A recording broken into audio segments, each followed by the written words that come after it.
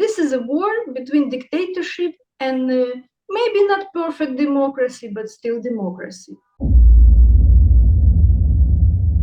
This is James with Why Ukraine. Thanks for watching my channel. I've been taking a break from most of my long-form videos over the past 6 months, largely because of the power outages. They caused just a huge interference problem here and all over Ukraine. And then, I needed somebody to do it with, because I'm not comfortable just speaking on my own for 15 or 20 minutes at a time. I think that's boring. So I found someone who I think you'll be interested in, and who I think I can continue to do programs with and conversations. And this is our first conversation today. I hope you enjoy it. So the first topic that we started with is talking about the qualities of the people who come here to Ukraine as foreigners, whether they be in the Foreign Legion or other sorts of volunteers. And so that was the first question I asked her about, and I didn't start the recording until she started answering. So that's where the conversation begins.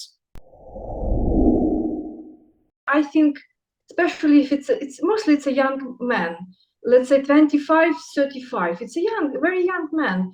And they, they're very patriotic, they're very kind. And as a people, they mostly like higher education. Yeah. It's a very good quality of people, like professionals. And they say, yes, we will see how it's gonna be. But I don't know, like a woman instinct, I want to protect them because they're so important for Ukraine, each of them. Yeah, really. They're doing great jobs. This is like, imagine somebody in Texas or Florida come to Ukraine in winter time to defend Ukraine. They have nothing in common, no Ukrainian roots, no friends from Ukraine, never been here, imagine. No, majority of course been here, majority have connections, but some of them just heard, they decide this is not fair, how can I help? Yeah, just because they believe in freedom, Exactly. Yeah. They believe in freedom. They believe in the constitution in USA as a fundamental, or as a fundamental instrument of this freedom. And they understand that if they're gonna be indifferent, nobody else will come. And actually, this is not thousands of people. We not talk about thousands. We talk about hundreds. So they are precious, like a diamonds, let's say. Right. So. For me, important to protect them, but they are so brave that they're not afraid nothing. this is like best that American man can produce. Like they say no, I want to be named. Maybe they're right, maybe I'm mistake. I don't know. We're gonna learn this how to work with that. I have applied to the Ukrainian military and the Foreign Legion. I think 6 times. From a website of foreign legion, it's called. Yeah, this is like special website. Oh yeah, the website. I've also gone to the recruitment center, the headquarters, and also the local recruitment office here in Beregova knows me very well. So you come several times, yeah. Yeah. Oh yeah. I have them on my messages on my phone. I keep them updated. I'm like, hey, are you guys looking for anybody? It's very difficult. It's very difficult. I can tell you, I know 2 people from USA with military background, right. And they travel to Ukraine. It's not cheap trip, yes, right.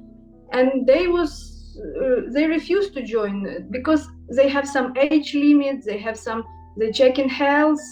If, for example, you have not a good eyes, they see that you're in glasses. Yeah. They will be immediately, they're not gonna tell you this.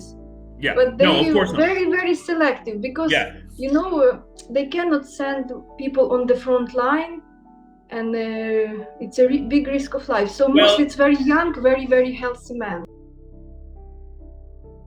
It's my understanding that in the beginning they took a lot of people, you know, Yeah, 20,000 people. yeah, And that caused a lot of problems. There were a lot of exactly. issues. And so now they're reorganizing, they're trying to do it in a different way. Speaking of the Foreign Legion, specifically. Yeah, I know about the glasses thing. I actually bought So you was ready. You oh was yeah, one step no. forward. I'm getting new lenses put in here. I haven't had the lenses put in here yet. But it's on my list. But yeah, it's a good thing because I know there were a lot of problems. My personal feeling is, you know, the 20,000 people that came, some of them only came for 2 weeks. Some of them came for 3 months. You know, some of them are still here. I understand now the numbers of the Foreign Legion are down to maybe like 2,000 instead of 20,000, which is probably better, you know. This is very, very, how to say, philosophic question, because I met several of them, actually a lot. I met a lot. And I can say that this is, for me, these people very, very special. I notice one similarities. They not very, they very, very wise people. They talk not much and only something very important. And I was impressed. I was like, those people supposed to be just after war, you know, like they behave absolutely not I was expected. They saw something so horrible, so they like grow up like maybe 1 month, like 1 year. It's sitting young man, but he talk like he like 50, 70 years old. This like a young person with very old soul, and it's and also if you watch carefully, you can see that like it's different kind of mimics, you know. I think it's foreigner, not foreigner war. It's very difficult for any person. It's not the it's extremely difficult. They all have problems with teeth after they because of stress, abnormal stress. Yeah. But the way they do, it's unbelievable, because some of them, not many, but some of them run in like YouTube or Instagram or other social media. In USA, it's popular Twitter.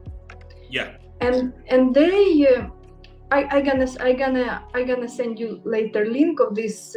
It's Canadian British person, and he have something like 100,000 subscribers, and he show everything. Yeah. What I like about it, this is like a person from inside. This is, you cannot fake it. You see everything as it is, like basically like a live stream. Yeah.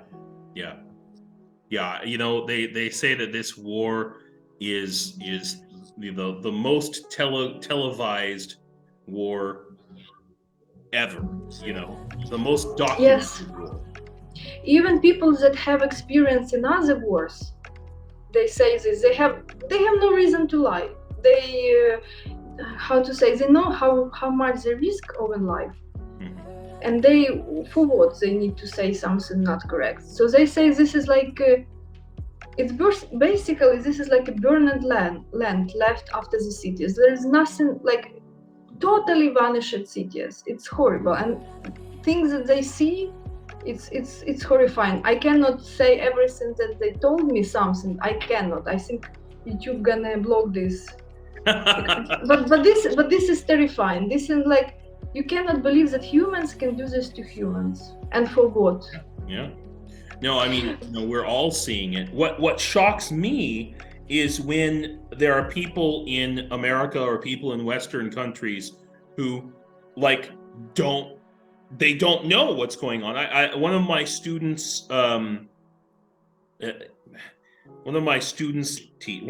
teachers is in Norway, okay, and she told my student, oh, the war in Ukraine, I thought it was finished. I thought it was over.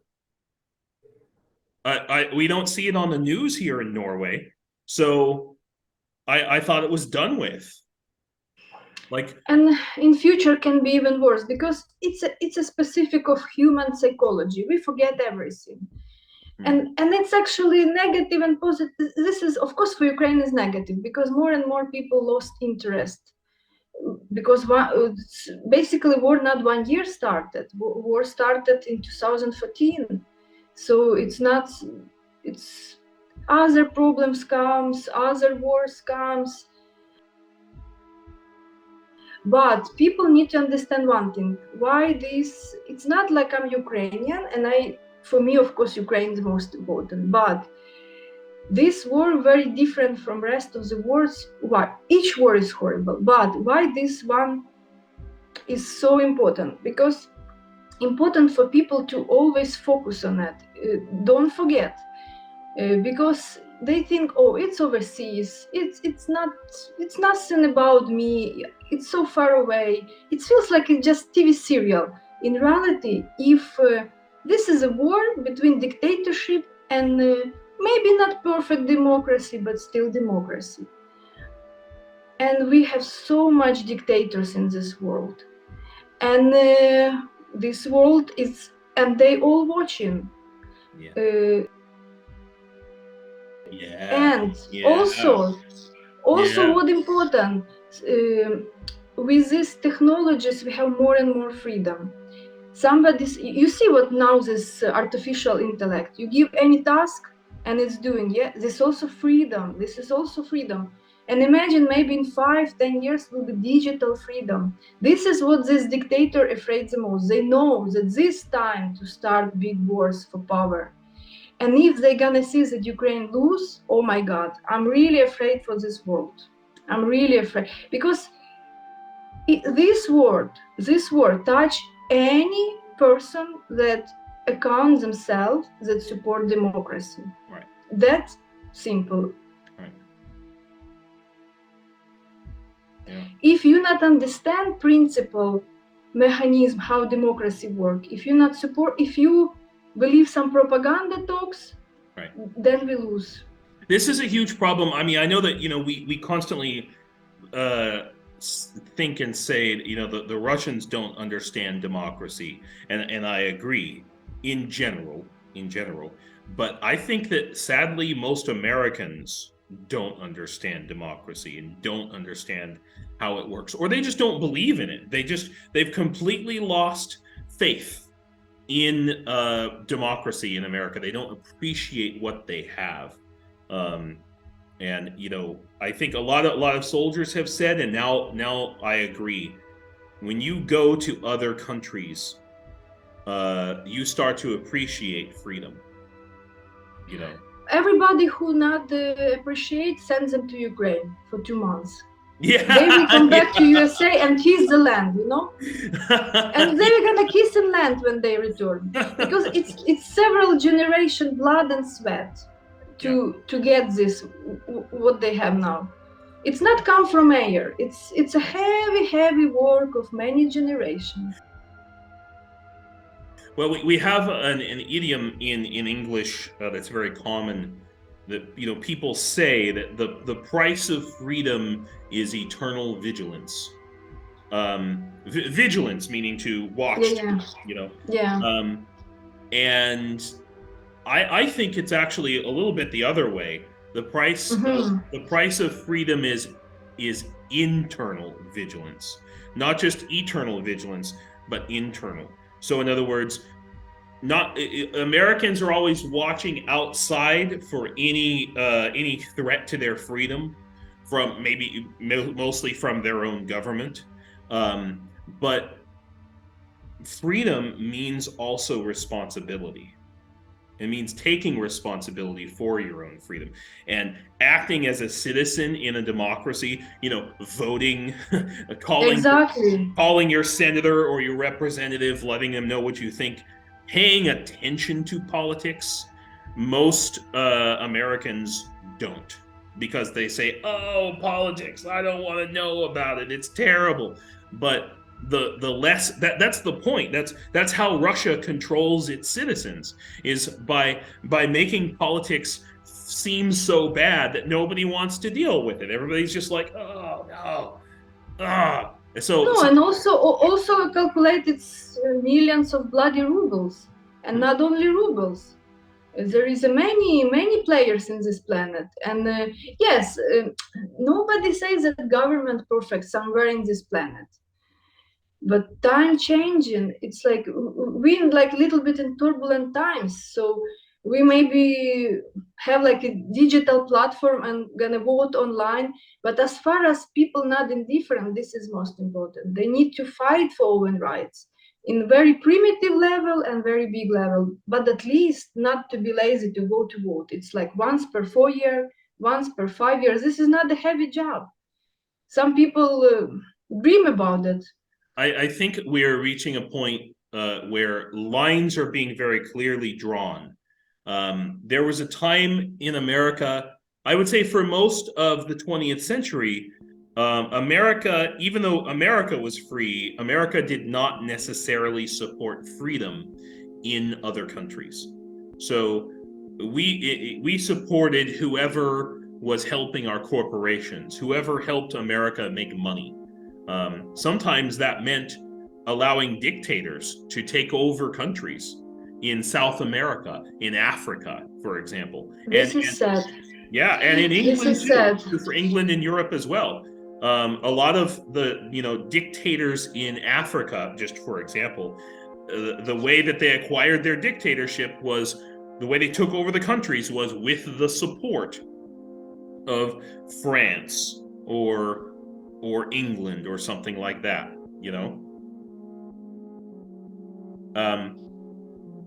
but yes. now everything is clear. Everything is clear. Like we can no longer afford to support dictatorships in any country, or because it's life danger for everybody. Exactly. It's more dangerous than global warming. It's like it's a super dangerous. This is whatever you live. We have not such a big planet actually. It's quite small, and if there is a dictator and let's say passive society, not active society, it's a perfect mix to global trouble, yeah. And which affect all planet. Because while we're talking now, we have North Korea, and if you watch satellites, there is no electricity, there is people eating people, and just because they don't have no access to YouTube, they don't have access to internet, they believe that their dictator leader, it's a their entire world is like this. Yes, yes, but this happens now, and pretty much let's say everybody know about it. Sure. And just have no tools to get to them, no tools to change somehow the situation, and it's really dangerous. And Russia is the next one. Russia's next. And not only Russia. This is I think my deep, because I have been in many countries and I've been in Russia many times, a little bit, plus we like neighbors hundreds years, so always. I can tell you that Russia is not the main player, just a puppet. They want to be though. They want to be. No. They never start war without some kind of agreement behind. Mm-hmm. This I know for sure. Check all history of Russia, always like this. They never start first. They never start without background. They never do nothing. So much bigger player behind shoulders. That's why it's so important all world to have resistance. Only unfortunately words, correspondence, looking for good Russian opposition not gonna work. Right. Why? Because it's a pure, let's say it's a pure aggression, and one thing's to stop it. For example, if somebody come to your flat and trying to kill your kids, wife, how to say diplomat way, you cannot fix it. Yeah. Unfortunately, for aggression, only aggression can stop. You need to have some policemen. You need to have somebody with weapon and power. This is only one thing that can stop. And as far as this criminal gets some kind of return back, yeah, they'll keep doing it. They'll keep doing it. Like, subscribe, and donate to help Ukraine now.